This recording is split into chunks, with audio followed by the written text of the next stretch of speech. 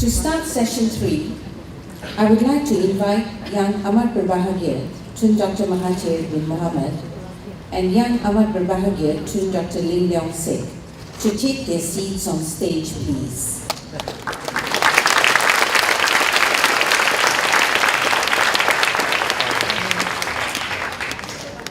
I'm sure all of us owe Dr. Mahathir some debt or other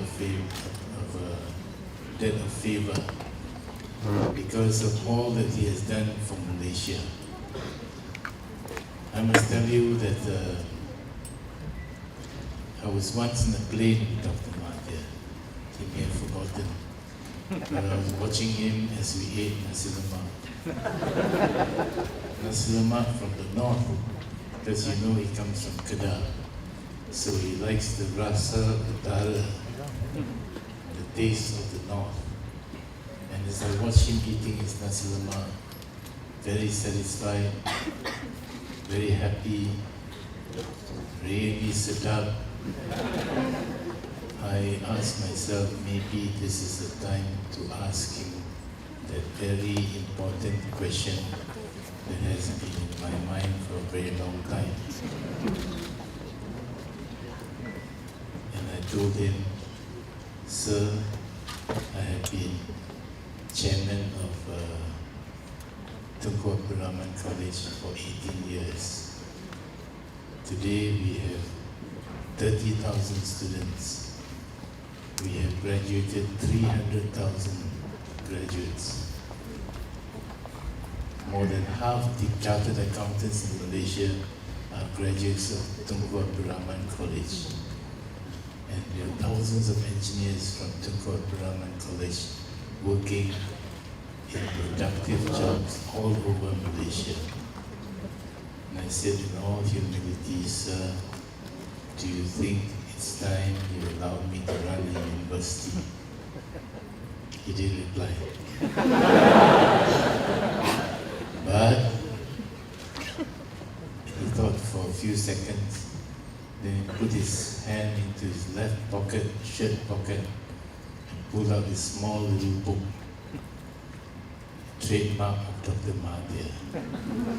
That small little book where he lectures the whole cabinet every Wednesday. Have you got your little book? Have you written notes into it? Because he says, don't commit anything to memory, you will forget.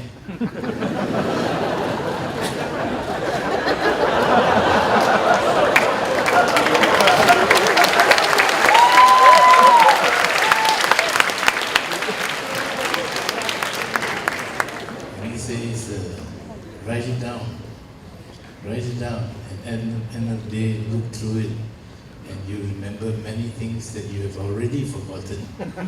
Even if middle of the night you have a good dream, wake up and write it down. Otherwise it'll turn out to be a no dream the next day.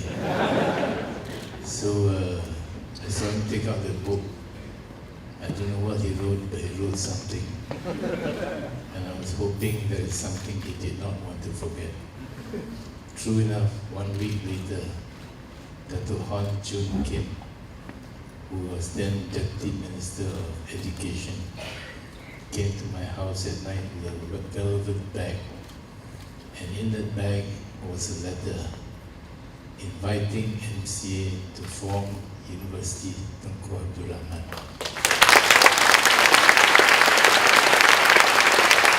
Thank you very much, sir. Thank you very much.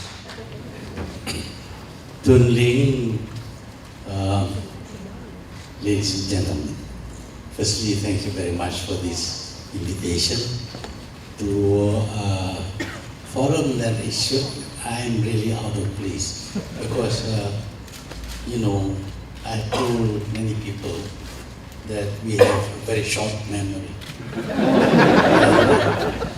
And I so distrust memory that I tell everyone, please write down. See, because you will forget. Sometimes you forget immediately after you have thought. So I'm fascinated by the ability of Mr. Duya and Wong to display the capacity of their brain they can remember so many things. I cannot remember even what I have to do next. Actually, every day they have to provide me with a program for the day. But I have some ideas about the function of the brain. Yes, the brain is a fantastic organ that can store information over a long period of time. I can remember what happened to me when I was 1 year old. I'm laughing, of course. But I cannot remember what happened to me yesterday. See, that's sometimes the brain plays tricks on you. But fortunately for us, and this maybe I'll be questioned by the experts who have told you how important is the brain for remembering things. I believe that all the parts of our body remembers things. For example, your tongue remembers the taste of apple. Even if you have no apple in your mouth, you know what is the taste of apple, you know what is the taste of chili. The tongue seems to remember. And the hands also seem to remember. If you want to feed yourself, the hands automatically takes food to your mouth. You don't have to say, hand, please put things to your mouth. Automatically, the hand knows what to do with the hand. And it also knows how to carry out certain works that you have to do, how to screw nuts, how to unscrew nuts, how to attach things to other things. There are so many things that the hand knows and remembers how to do that you don't have even to think. Immediately your hand does it. Now whether that is the brain controlling the hand or the hand remembering what it is supposed to do, well, I'm not an expert on that area, but I think the hands can remember things. The cells in your body can remember their functions also. The liver has a certain function, the heart has a certain function, other parts of the body also have a certain function. So remembering, I think, is not just a function of the brain. Other parts of the body also remember, and a little bit, in a little way, they also think. Because they don't do. For example, if you have a knife, you can stab yourself and kill yourself, or you can use it to do some other things. So the hand knows that you don't stab yourself with the knife, and you use the knife in the proper way. So my idea about the brain and the functions of the body may differ somewhat with what other people have, but I have this belief that when you do anything repeatedly, the parts of the body that is involved remembers what you do and how you do it. It remembers. That is why when I started carving using a piece of wood and some knives to carve, the first result was horrible. The second one was a bit better. Later on, I could carve something quite nice. So the hand was all the time learning and improving itself. And it's the same with the brain, I believe, because if you read a story, for example, and somebody asks you, what was in that story, you have a lot of problem remembering it. But if you read it repeatedly, then you can remember more than if you read it only once. Now, I was a Dalit. I was not the best student in my class at the university. So I decided that if I have to pass the examination, I cannot behave like those brilliant people who can read once and remember everything. So I read my pathology books, I think, about 20 times. And when you read 20 times, you not only remember, you actually see the page and the picture. So when I sat for the exam, and I was asked a question, pathological question, I could remember the page and the picture, and it was easy for me to describe the disease concern. So I keep on telling young people that the way to learn is to learn repeatedly, to do something repeatedly. If you are learning English, for example, please read and read and read English books, better than learning grammar. I can't remember English grammar, but I can remember how to write grammatically correct sentence, because I know if it is incorrect, it doesn't sound good, it doesn't sound right. And I have to rethink and recall from what I have read, and then I get my sentence correct. So that is the thing about doing anything, whether it is the brain or the hand or the other parts of your body or the ear or the nose. You know, the nose can smell certain things and recognize it immediately. So by repeatedly doing anything, then you become much more able. And then comes to this talk today about creativity and innovation. How do you create anyway? I think we are all plagiarists, we copy. And don't copy the next door, the chap next door when you are having your exams. But you always copy. And when you look at a thing, you know its use, but you also know how it does not function well. It could be improved, and you think about it. I tell the JKR, Public Works Department, when they construct bathroom, invariably when you take a bath, the water flows out onto the rest of the bathroom, and the floor becomes very slippery. And my sister fell down and broke her leg. But the construction of the bathroom could be improved. For example, let the tray be lower than the surrounding floor, so that the water will not flow out. Additionally, because we have a glass door which you open and close, have the glass door on the inside of the tray and not on the outside of the tray. Because when you bathe, you have the water splashing onto the door, and when you open the door, or even if you don't open the door, the water will drip onto the floor outside. Simple things like this, if you observe, then you can create improvements in your environment, in the things that you use.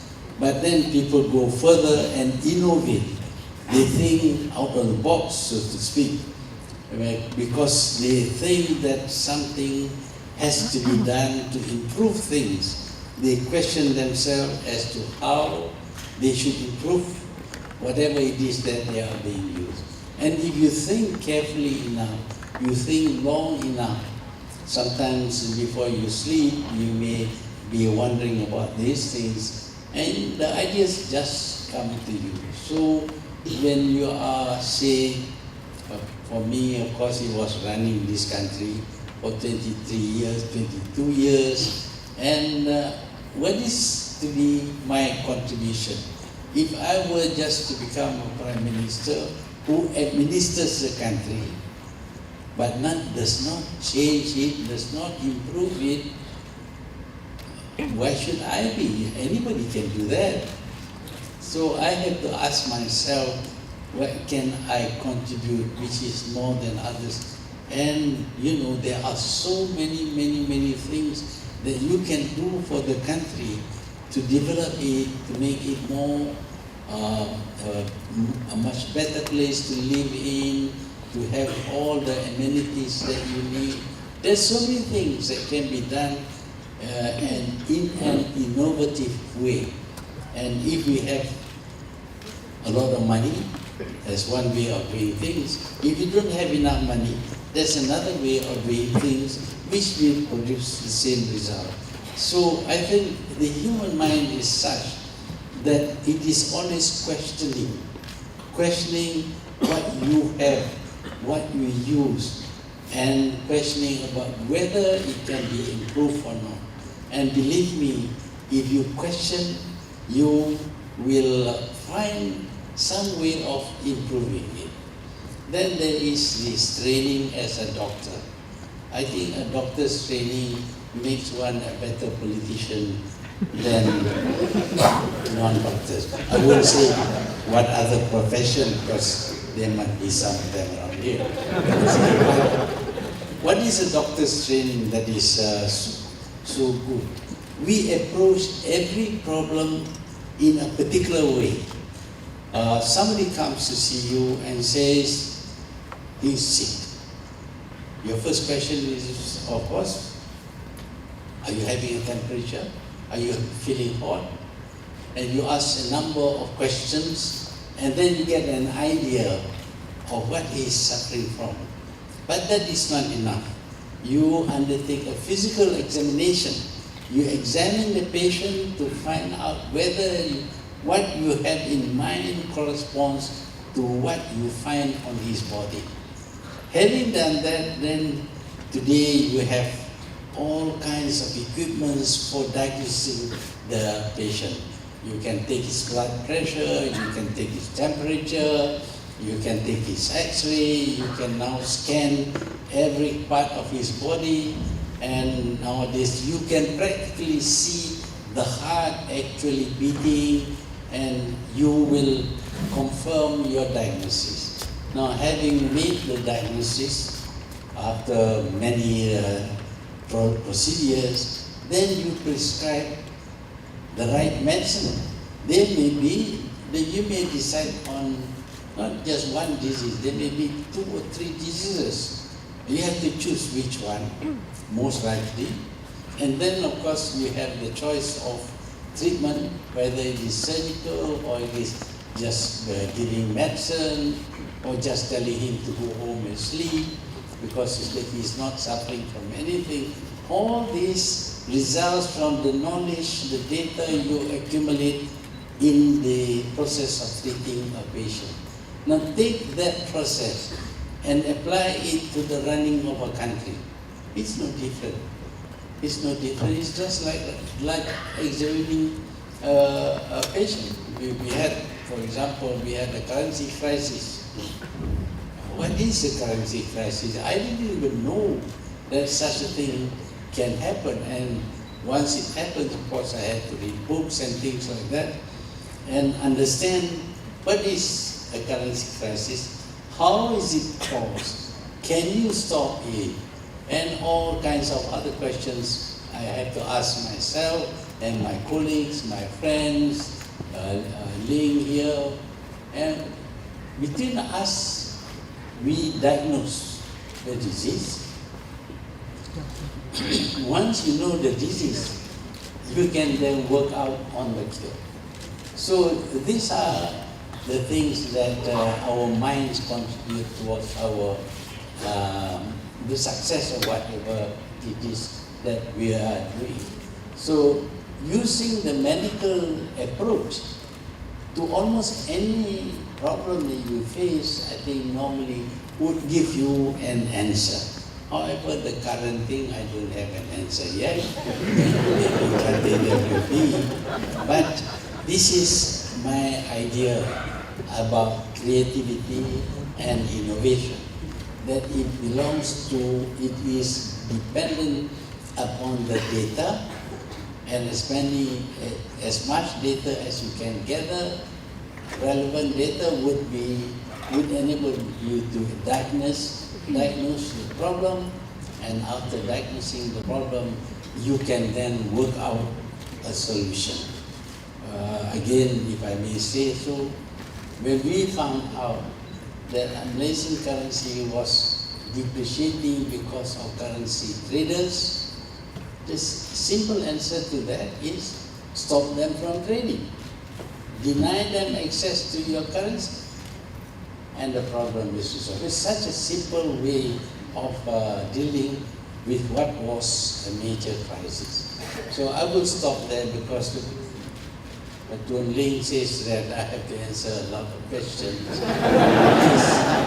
Please be kind and ask simple questions.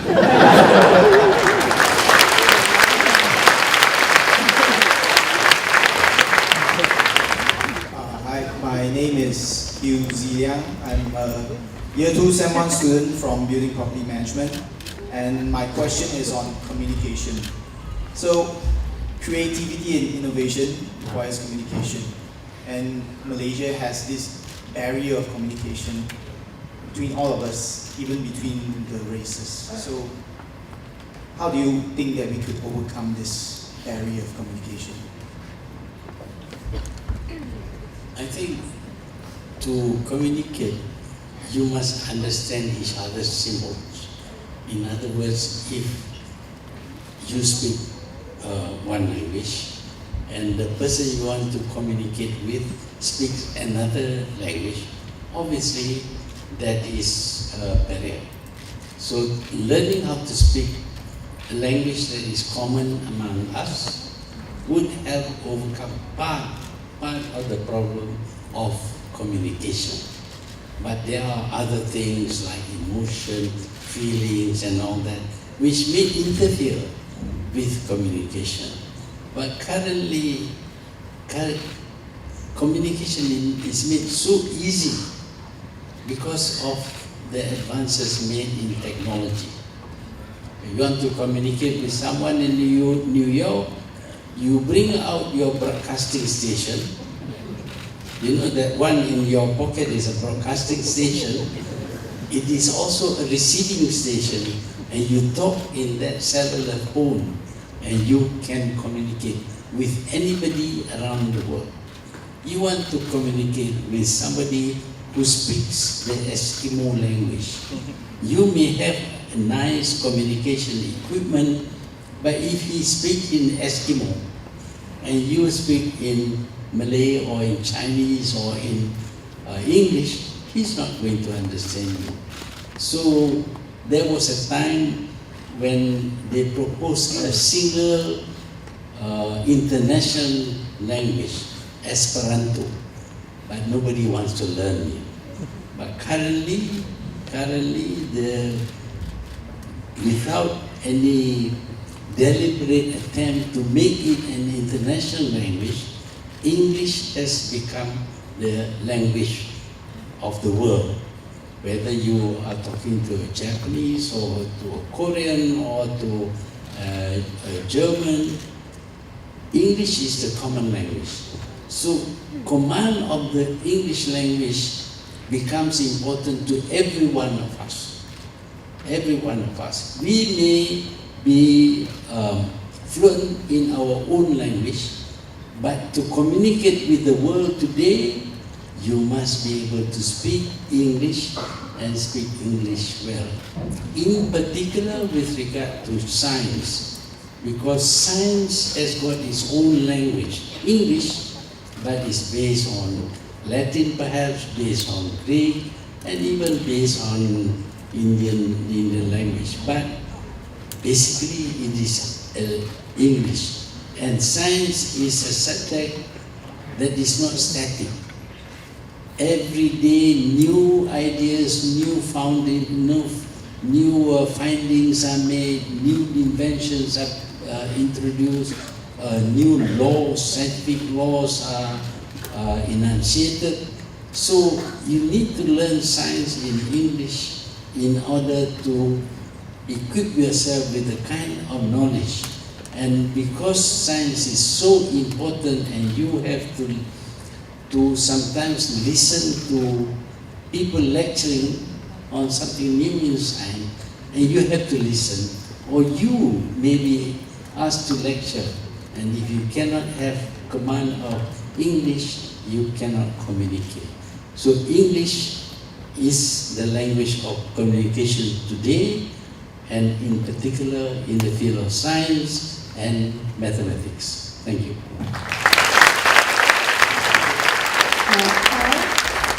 I'm Izwazi, a final year biomedical engineering student of Utah. Okay, I have a question, just a simple question for Dr. Mahathir and also to Dr. Lee. Before all of us forget, maybe you can share with us what is your vision for the future generations. Thank you. Thanks, Wazi, for the question. We have come a long way since Dr. Mahathir is 90, since he was 1 year old till today. We have progressed tremendously. Previously, even in Malaysia, we had a lot of conflicts. Being multiracial in nature, being multicultural, multi-religious, multilingual, we are conflict prone. And therefore our past has been full of conflict. But then as we lived together, as we got together, as we schooled together, as we stay in towns together, as we develop societal norms of making people live together within communities which are shared, the nation has improved tremendously in race relations. And that is what Malaysia is progressing towards. Once in a while you will have some mad fella shouting things which are wrong, but that's because it's been badly brought up. But the majority of people will remember all the things that the churches teach you, the temples teach you, the mosques teach you, that we are one race, we are one people, we are one community, and that I think we have progressed very, very, very far. That's the first installment. Second installment from Dr.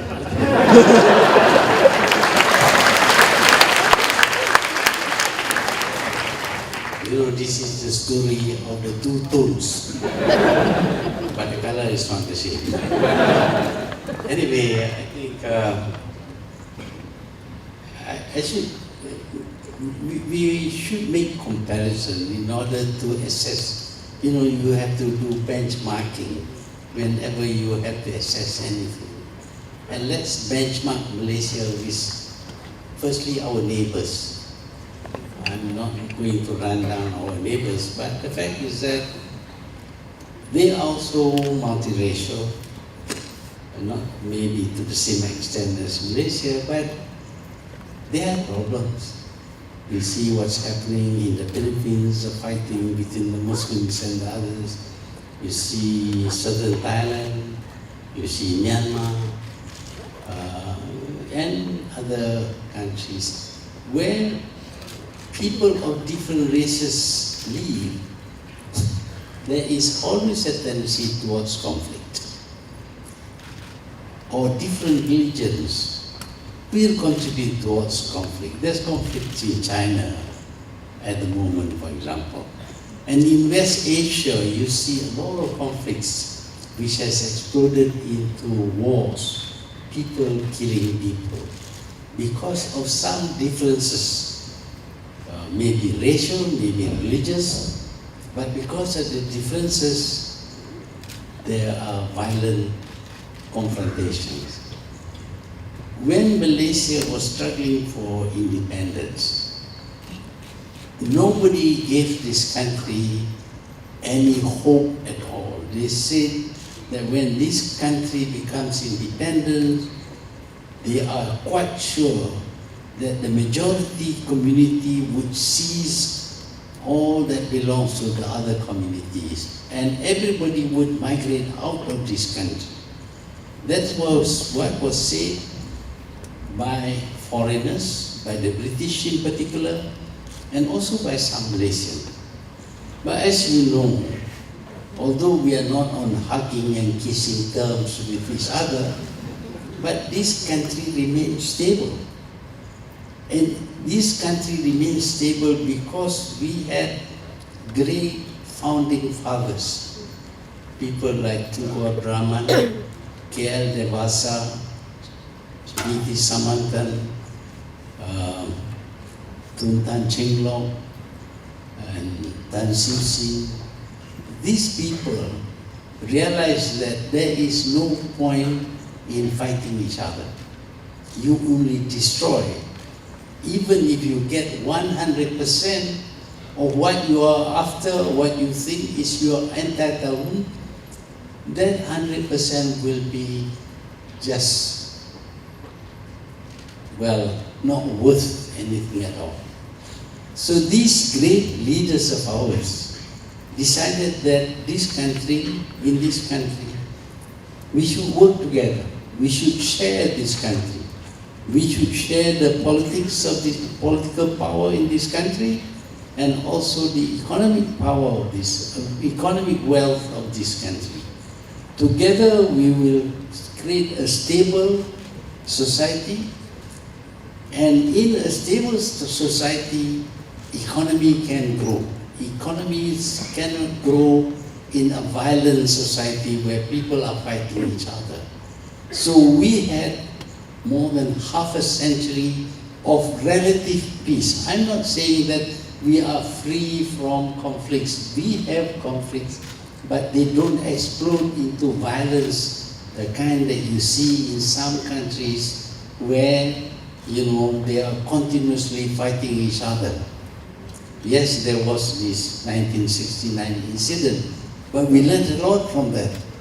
We handled that very well. The three leaders handled the situation very well, and they were able to bring, instead of the so-called dominant community seizing power at that time, people like Tun Razak decided that we should bring in more people into the community, into the group.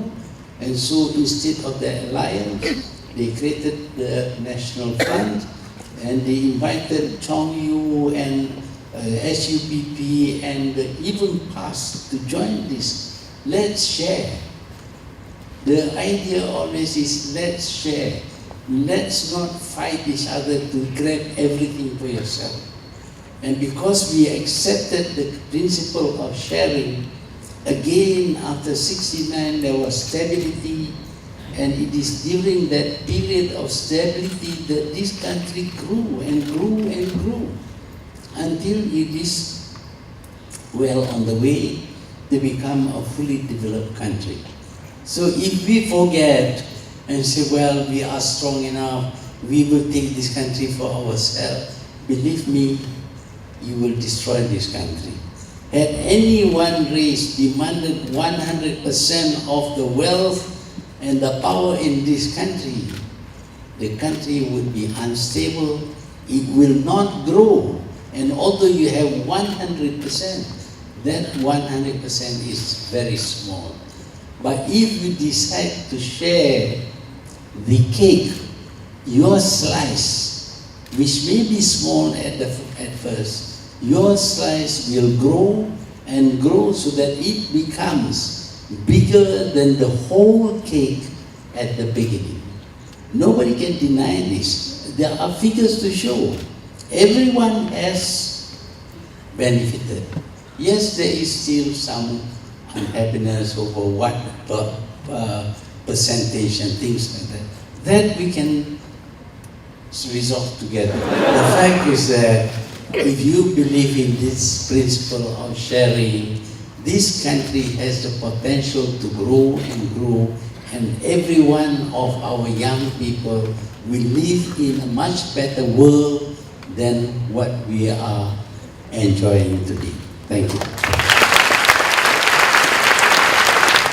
Let me introduce myself as Dr. Karthik, Faculty of Medicine. Dr. Mahathir, I am quite happy you have shared your student life as a medical student reading the pathology textbooks. Because I am also a medical doctor, I just want to ask a small question.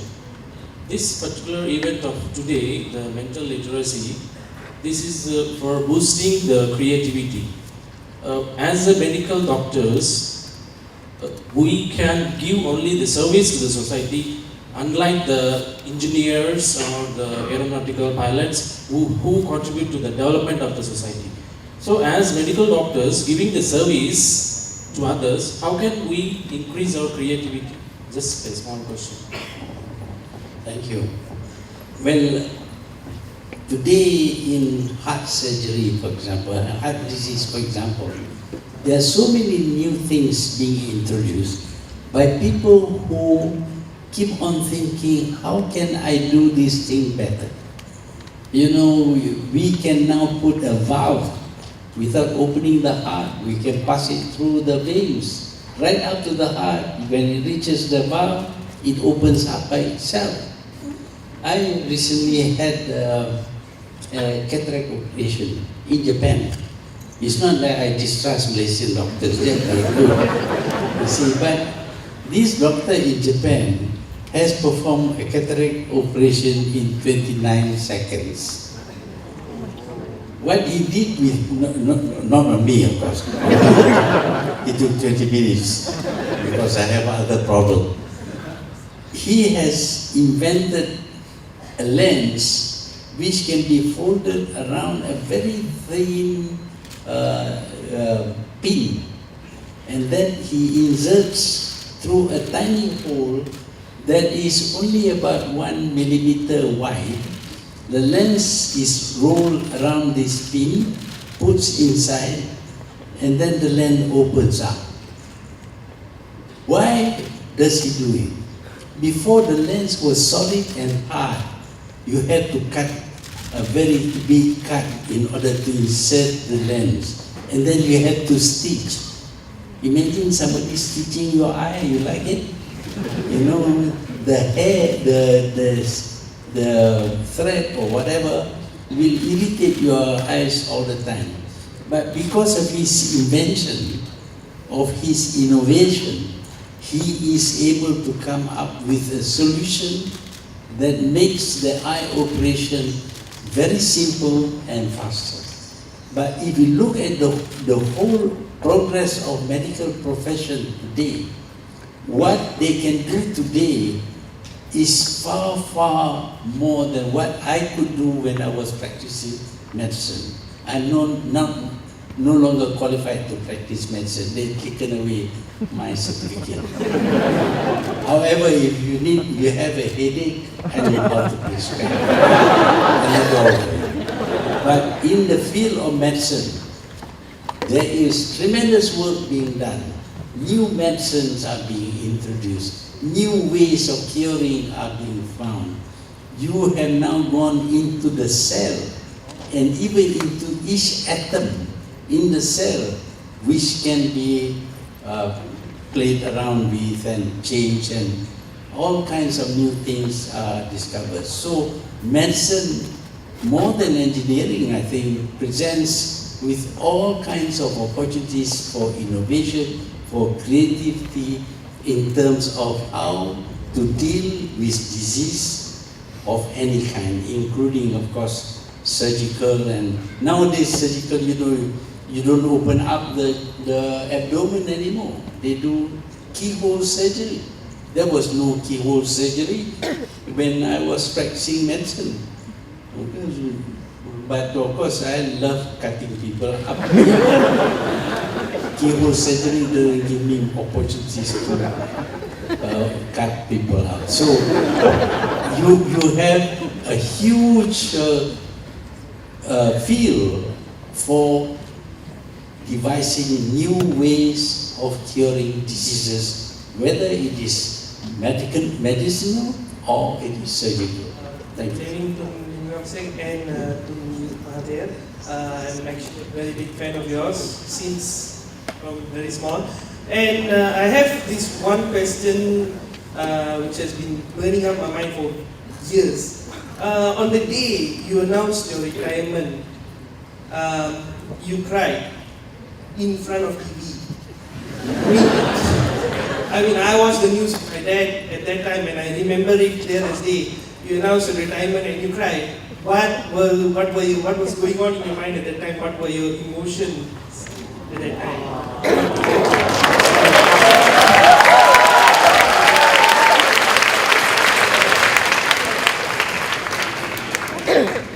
If you have $1 million in your pocket and somebody comes along and just take it away, I think you will cry also.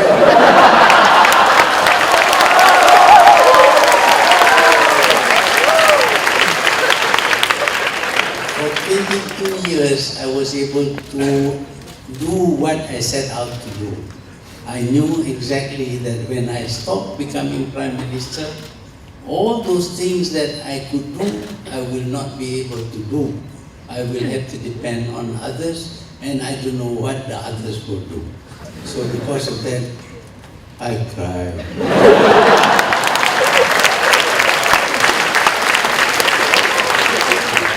Good evening to Yang Muhammad Bahagia. I think my question is something much more relevant to the future. Because I think that Malaysia is actually entering a global arena, whereby you can actually see one of the achievements is that UNESCO have actually established a youth association in University Malaya this year. And in the upcoming year, which is in 2016 and I believe end of this year, we are going to have this Asian Summit, which will be held in Kuala Lumpur. And in conjunction to that event, we are going to have this Asian Youth Forum. My question is, what are your insights for the youth who will be participating in this forum? Like, what can they do in this forum to make Malaysia a better place? Thank you.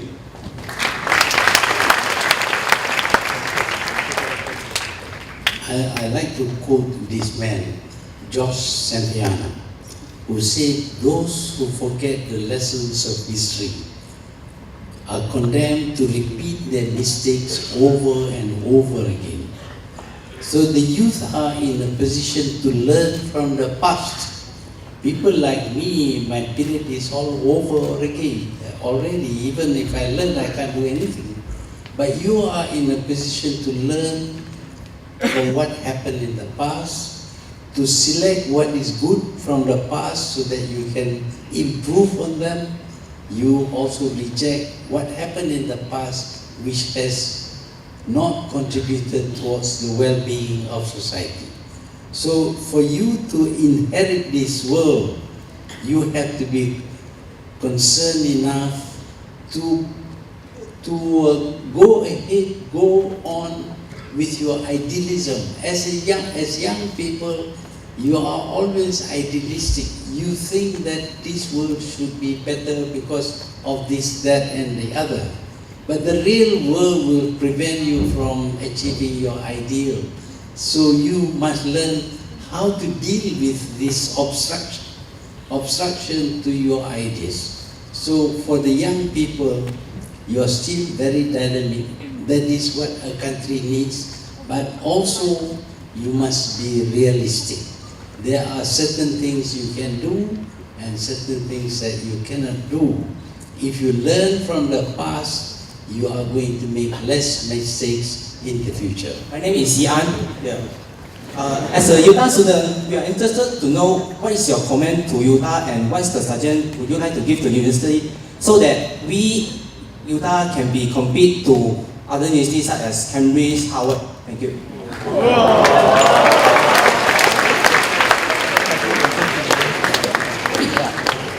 I think Tun Ling has already answered the question when he was telling about how on the plane, unfortunately, he was making use of the time he was with me to undermine me and make suggestions that which I cannot easily reject. So I agreed to his demand that I should allow FCA to set up a university. But beyond that, of course, it is up to the university to make it a great university. And a great university depends upon the kind of students that you accept, their achievement, the research that you do, and the progress that you made using some other university as a benchmark. I think this has the potential. I mean, Utah has the potential to become a great university, but it requires efforts by all the people concerned.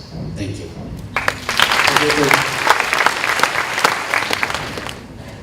Ladies and gentlemen, I'm afraid that's all we have time for. Thank you to Dr. Mahathir and to Dr. Lim.